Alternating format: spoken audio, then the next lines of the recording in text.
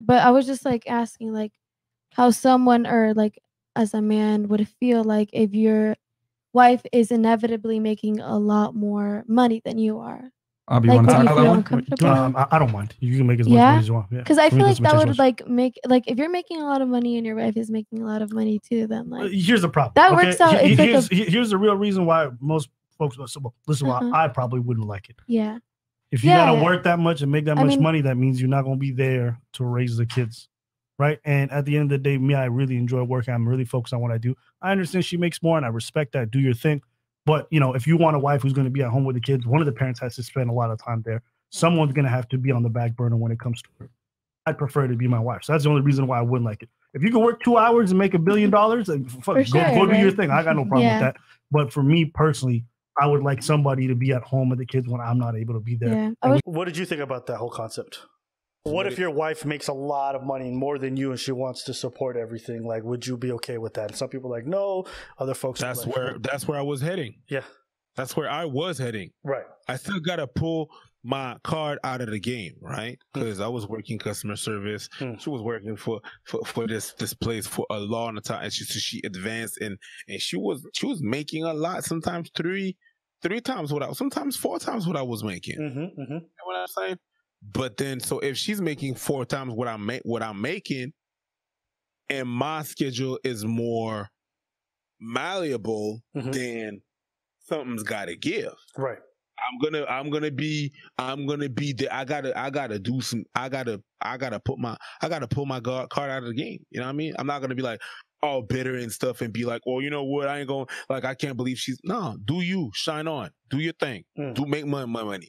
But if you're going to make more money, I'm going to do something. Right. You know? No, that makes sense. If the brakes on your car is due, yes, I'll change them. I will change the brakes on your car. Yes. I will learn that trade. Right. And it's going to be money you're not going to have to spend, and you're going to spend on some other stuff. This is where things went a little bit off the rail. Okay. Women that earn more money typically do not want to date a guy that makes less money than them. Okay, but you also cannot rule out the many exceptions, which I could say exceptions don't make the rule, though. They don't make the rule. Exactly. They don't make the rule. But we could say that it's a good 30%. We can't say that all of it. Far fewer than that. Are we talking about the United States, or are we talking about the whole world? We're talking about the United States. The idea, this is where y'all make mad money, right? And ladies are killing it, and that's wonderful. But it also ruins their dating prospects, because at the very least, not necessarily. It does 100%. And this is not my opinion; these are statistical facts. The numbers say that women who are far out earning the general men have harder times because they hate the idea of dating down. This is not my opinion. There's studies on this. So when I say this stuff, the reason why they're struggling is because they make all this money now, right? And now they're part of the 1%. Fantastic. Well, the men who are part of the 1%, they don't need to meet a woman who makes as much as them, right? They can pull from a girl who works at McDonald's, a girl who lives behind the trash can, and the girl who works at CBS, right? They don't care. Whereas the women who are making all that money, their pool is smaller because they're going for guys who work in corporate offices who make as much as them. So of course they're going to struggle. Okay, go ahead. I wanted to ask a question because I think that we're going on runabouts. When it comes to men now, we were asking the questions before. What do men look for in women when they want to build a family? Here's the thing. The reason why I'm saying there's a disconnect here is because women think that as they make more money, it's going to be easier for them to meet people at their level. Just listen, okay? Oh, I understood your point. Hold on. At their level or above. The reason why I brought up the men who make anything is because when we're looking at mates, we're not looking at their career choices necessarily or the financial income that they make. We're looking at a whole bunch of other factors, whether it be the ability to be cooperative, the idea of like when they're coming into a marriage, are they thinking about responsibility and labor? Are they thinking about those ideas? Are they going to be someone who's going to be emotionally supportive? So when we're talking about these things, that has nothing to do with your college degree or how much money you make. And so the issue that we've had at this whole evening is that people are like, well, I make this amount of money, it should help me out in my dating prospects, but you haven't taken the time to understand that men want women for different reasons. So all that extra money, all it did was price out a bunch of guys you could have dated otherwise. What if she has everything you want and the money? Perfect. So this is where the extra layer. You can't look at things as a black and white thing. If you make it that far as a woman, climbing the corporate ladder, oftentimes it means you have to do things that regular women won't. You're going to have to be less agreeable. You're going to have to be much more stern. So already there, the personality traits that men are generally going to be looking for are going to be less likely in people who had to be hyper successful. You know, guys who are hyper successful, they're not agreeable. They're not agreeable. There are many things, but agreeable is not one of them. Definitely. And so all the qualities that women have to emulate in order to be successful are going to be more traditionally masculine men because those environments are cutthroat. That's one. What do you think about that point? What do you mean? The part where you're preaching? Preach on. Go on. Hey, I know hyper successful women. Hyper successful women. They got to move different. Bro. You want me to repeat what you said? What do you want? I don't get it. Okay. All right. Two, yes, if I met a woman and she was very feminine and she made as much money and all this other stuff, fantastic. But as a wife, she's going to have to work a lot. So she can't be home to handle the kids. Not necessarily. No, because a lot of women leave things are work changing for motherhood. You know, you need to be with that. A kid is super needy. And without the mother, it's not going to survive. You have to breastfeed. Okay. So she has to quit her job. So all of a sudden, the money doesn't matter anymore. I don't know why we brought that up. But anyways, so she quits her job and now she's just a regular woman. Well, all that time that she's been putting in at work, those extra hours to bust her ass off, well, she wasn't on the dating market nearly as much as women who had more flexible jobs and who worked less hours. So she has less opportunity to meet people. By every metric possible, the more money you make as a woman, the harder your dating prospects are going to be. And again, you guys are fighting me on this. It's cool, but understand it's not my opinion. It's the reality of those women.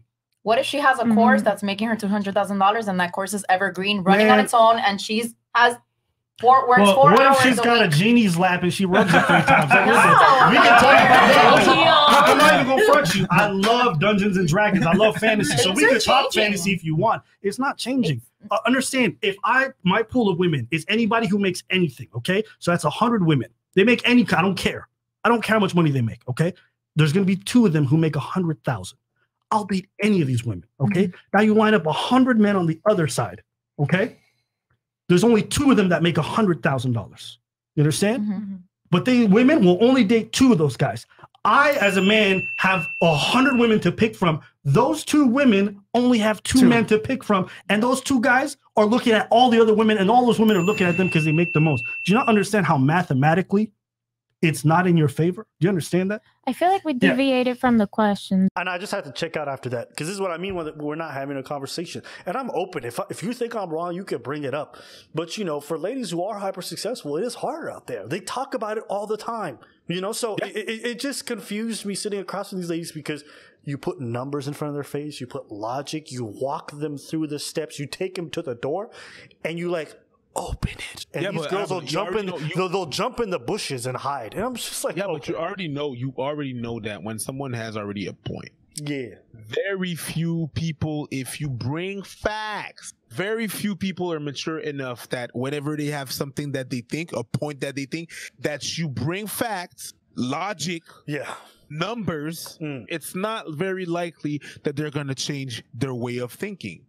That's not the reality of things. You know, whenever they have their things set in stone, they rather call you a misogynistic pig. Someone that you don't understand. Even if you have facts, numbers, statistics, all of that, they rather, it's you the problem. You don't understand. Instead of just like, okay, let me just listen to that. It's very conflicting, because it's conflicting. It's conflicting. To know that what you've been thinking is not true. It's very conflicting. It has nothing to do with this subject, but I remember one day, there was one of my friends, and it was something that happened. It's a style of dance that only happened in this province of Quebec. And it's a bad translation of a lot of things. And I remember when I was a kid, there was dance classes and dance schools, and they were offering a class called Funky. What it was whitewashed jazz and whitewashed ballet and contemporary, and then it's already white, but it was washed. It was washed. It was not the technique and stuff like that. Right. Yes, they named it funky. I had this friend that did that style for a number of years, and I showed it to her. The facts. No, funky means something else. Funky is from this. Funk is from that and that and that. That style is something that is purely invented from out of nowhere. It's this, that. wouldn't be able to. She could not accept that she was lied to or she was wrong all that time. Right. It's very conflicting. So for these women that's been fed that, hey, you shouldn't settle, you shouldn't sell, you shouldn't settle. Now they're right now they're being fed with numbers, statistics, logic, and all of that, and they cannot understand it. So they bring what? Well, what if something that we don't give a shit about and has nothing to do with the conversation, just to bail them out of having to being conflicted. Yeah. You know, it's kind of part of the human experience to overestimate your own abilities, right? That's how humans achieve great things. Like how good they think they're going to be far outweighs any logical reason to believe in that potential. That's just part of the human experience. Everyone thinks they're going to be far, and it leads to great things. But if you don't have a little bit of pragmatism, if you always live life thinking you're the exception, you're living a life of luxury. And I say this because when you come from dangerous places, you can't walk around saying, I'm going to walk around with bling because I'm the exception. You understand that there's very real consequences when you turn out to be the norm and you get murdered. So I think when I hear people talk like this, I'm like, you recognize it's a luxury. It's a privilege to think like this. It's okay. Maybe you have that privilege. Maybe you're exceptional. But you understand, if you tell this to everyone, somebody has to die. Somebody has to die for you to live. Right? When you say everyone's going to be rich, do you understand that that means that nobody's going to be rich? Or that some people are going to have to live poor for you to be because by very simple numbers, not everyone can be rich. Rich is an idea that you will have ampleness, you have more, you have excess, that you have abundance. For you to have abundance, there has to be somebody who has less. Right? And let's be honest, only a few of us can have abundance. It's why they're called the 1%. So when people are fed this dream that they're all going to be astronauts, firefighters, and super soldiers and special forces, no. There are special forces and there are privates. And there's privates. Okay? So, this is where it comes down, where people have to stop living in these delusions. Now, as far as this conversation goes... It's just hard to... Everybody likes an underdog. Not everybody. There's going to be a loser. To have one underdog, there has to be losers. And the vast majority of people are going to be losers. Everybody that goes into the Olympics wants to be number one. There are about 168 countries up in this bitch. Yup, tell them. And even more. 212, I don't know what happened. Something like that. 200 something plus countries up in this bitch. There's only 3 medals. And here's what I'm going to say. Okay? Our media has done a great job of painting every underdog story as a success. When the reality is there's 30 other underdogs who are in that exact same tournament and they all lost. But you only follow the story of the one who wins. Right? This is the American dream, but you can go way beyond if you really try. Most people are not Rocky 2. No. Most people are Rocky 1. Yeah. And they stay 1 for the rest of the sequels. That's right. So it's important to know that. And when I hear this stuff, look, I'm not here to say ladies who are successful deserve this or it's good. What I'm saying is, ladies, once you've taken up the space that men have traditionally taken, which is the high earner, by definition, you're going to limit your options. That's why men have dated anywhere they can. They don't do that same stuff. They don't go like, it has to be. We've always, when we've occupied, we date anybody. But now y'all want that, and you still want to live under that same traditional gender role. Well, of course it's going to limit your options. It's basic math. If men came out and all of them said, I need a 9 out of 10. You know what would happen? A lot of them would die alone. Yeah, definitely. And you wouldn't feel bad for them. Want to know why? Because it's not sensible for 100 men to be lined up with 100 women and they all go for a 9 out of 10. By numbers, there's only going to be a few women out there who are top tier model like Victoria's Secret people. Not you know what? Everyone's going to get that. So that's why I'm just saying that. Go ahead. And you know what actually? Go ahead. Men have been dating all over the place, right? And yet still are dying alone. So what makes you think that you're gonna limit your pool and everybody's gonna be happy. Make it make sense. Make it make sense. Doesn't make any sense, bro. Actually dating and lowering our standards and settling. Preach. And yet there's still people left and right and center dying alone. I'm talking about men. Get that money. I'm talking about men. Get that money. About us. Yeah, but there's still men dying alone. Yes, exactly my point. And what makes you think that all of y'all around this table are gonna have all these standards that make no goddamn sense, that are restraining your pool, and all of y'all are gonna have? No, you're gonna die alone. Yep. A lot of you. Yep. Especially like that. Come on, make it make sense. It doesn't make sense. It doesn't. I was never good at mathematics. That I get. That one I understand. It doesn't make any sense. But yeah, I agree with you, bro. I agree with you. You already know. I'm already on board. So let's get it. But yeah, these are my thoughts. Let us know what you guys think. Were these ladies delusional, or was I the one who was wrong? I don't know. American women are different.